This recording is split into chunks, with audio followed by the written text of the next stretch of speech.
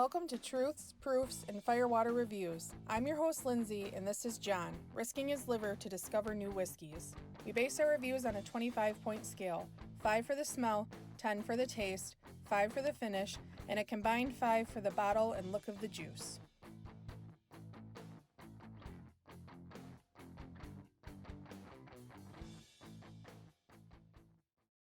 We got a little side-by-side going on. Not really Cork and Dusty because they just recently changed the label. Was it this year or the end of last year? End of last year, I think. Revamped the line. This one has always been near and dear to my heart. When I used to drink the cheap stuff like Old Crow, one of the very few higher up stuff I drink is Evan Williams 1783. It's their small batch. It is extra aged. I believe it's, 6 years-ish? Does it tell you at all? Mm-mm. I feel like they brought this out to compete with Jim Beam Black Label, which is extra aged also. Extra aged. Always been a very solid choice for under $20, sometimes under 15, depending on where you are. I love it as a sipper. Alright, I'm gonna go with the old one. You got the new, nice revamped bottle. You got a cork or you got a cap? I don't know, I gotta get the stuff Hold off on, first. let me listen to my crack. I'll put it next to the mic. That was weak. Why do these things Ooh. always break? But Terrible. I still love this. I don't think there's a better value in bourbon. Heaven Hill always seems to put out the best value bourbons. You got a cap too? Yeah. They revamp it and they keep a cap on it. Well, it still smells good. So along with the new bottle and the label change, they also upped it 4 proof.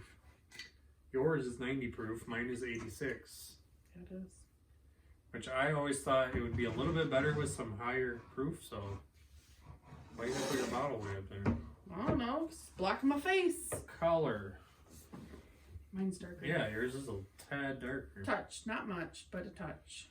You also poured a little bit more. Sucks to be you. It's a horn outside.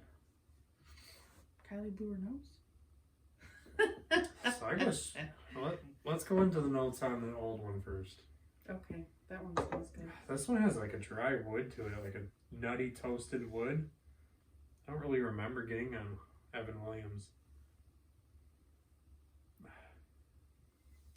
Some fruity, perfumey grape in there. Perfumey grape.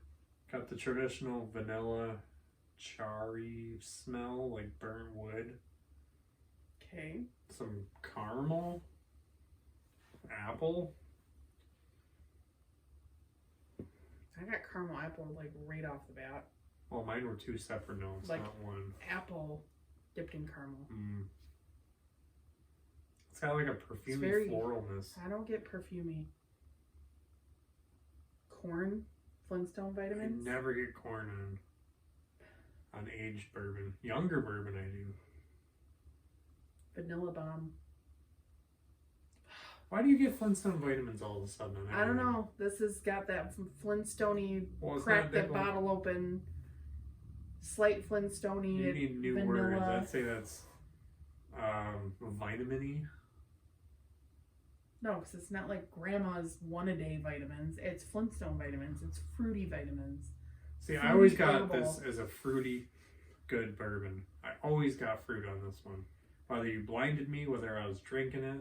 I'm going to say it's like grapes and apples. That's what I said. Like a good mixture of the two of them. Copying me.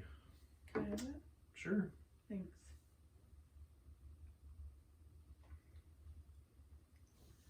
Before you give your notes, let's go on the smell on the new one.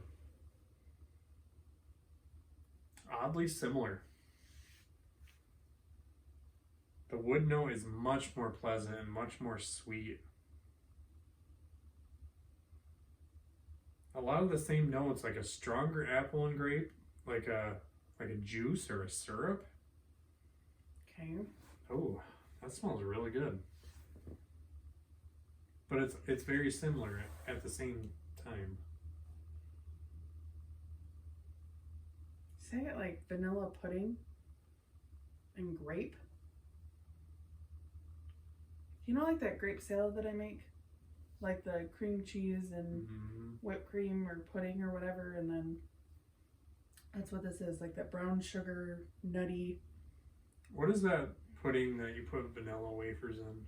Banana pudding? That sounds good right now. Yeah. I haven't made that in a while. Don't they smell very similar though? But this one smell has very a sweeter similar, oak but to this it. one has a very, this is oakier, where like I don't get the Flintstone-y thing on this. Ooh. I get oak and fruity and decadent. Like I always get where the older bottle is better, but I think the newer bottle smells better for sure. I'm gonna say smell is gonna go to the new one. I already tasted that one. I just got a sniff of whiff of cinnamon on that too. Sniff A a sniff whiff of sniff of cinnamon. Sniff Sniff of I a can't whiff. even talk. Shut up. Oh, yeah, it's funny. Pretty much the same notes that I was saying. Grape. There's like a nutty, Whoa. slight peanutty in that. What'd you get on the taste in this one? So that one is very, very smooth, slightly floral. A nuttier wood. Nutty, but still fruity. I still get like that slight appley. I don't know, but it was good. Caramel It's very apple with smooth, peanuts on it, or roasted peanuts. very mellow. See the wood on it, it's like dry and man. It's very palatable. Try that though. 4 proof points higher. I always wanted them to do higher. I wish they would do 100 plus on this one. It's oaky, really strong grape for me. Nice, smooth vanilla. Oh yeah. Little bit spicier, but man, is that good. That's grapey. Very grapey. And the wood, like the nose is sweeter oak. Yeah. Like sometimes we get a toasted oak, stuff like that. This is sweet oak. Yep. This is very, very smooth and subtle and just, it's very nice. Very mellow together. Grape, vanilla. Evan Williams and Heaven Hill line always seems to be heavy vanilla too. Yeah. I get a little bit of that charry goodness in there.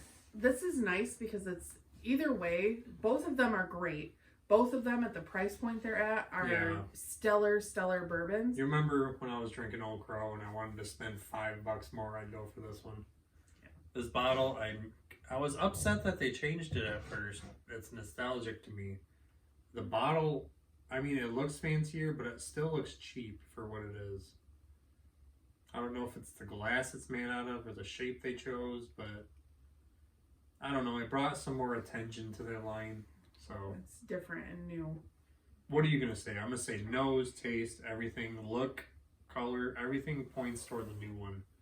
Which all the reviews I've heard, everyone does it, and they always like the older one better. I wonder if it's just that batch, or maybe I like the 90 proof more. It could be that batch, but in all honesty, they both are very, very similar. But this one just has that, I don't know if that 4 points of proof makes that much difference. But any point of proof, you're adding more water, and the chemical makeup changes with every little bit of water you add. So. yeah. I honestly, not very often, but To me, what is weird is I've never liked the Evan Williams Black Label. But this one I've always loved. The single barrel I've always loved. Well, it's different. That 12-year, oh my gosh. That was spectacular. I didn't get to try that. I was too busy buying cups. We were at the Evan Williams Bourbon Experience, which is where that glass came from. It's kind of weird I picked that. And I was walking around, the guy's like, "Can I help you find anything? You want to taste anything?" And I said, "Evan Williams 12, just joking." And he just poured up me a little bit. I walked around sipping it. It was phenomenal. Almost swore there. I found a word that started with an F. Fuga. Phenomenal. PHF. But it doesn't start with an F. It doesn't. Oh my goodness. Anyway. All right. So what info do you have on the small batch?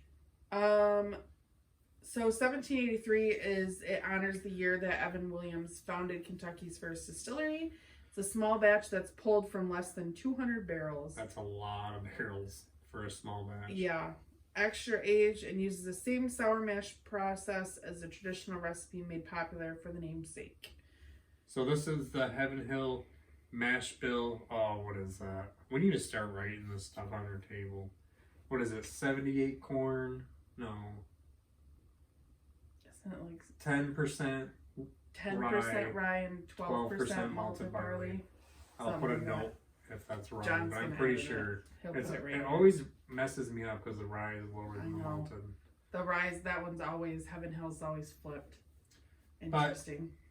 I'm excited that they changed them. I'm excited that we opened them so I can sip on them again. You know, everything's changing right now in the industry and the world and everything in between. Bourbon's so in a why boom. not? Well, why not make the bottles look prettier?